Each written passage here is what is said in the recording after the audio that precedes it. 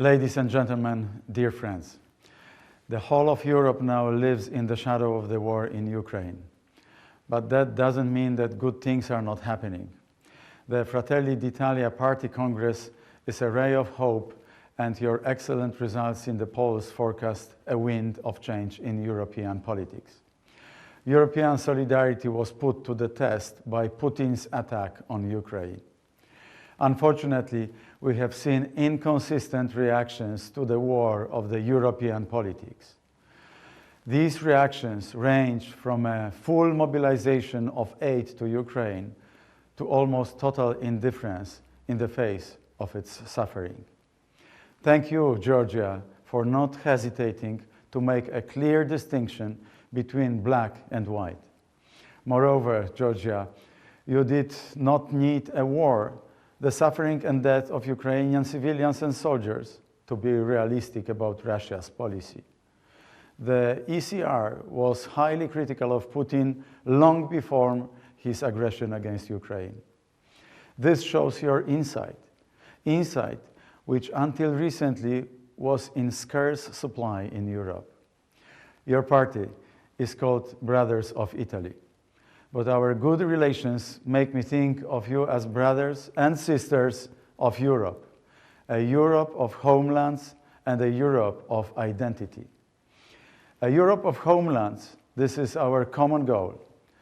Some politicians keep repeating more Europe, as if it were an incarnation which could solve all the problems of our continent. Meanwhile, the war in Ukraine shows us how indispensable nation-states are.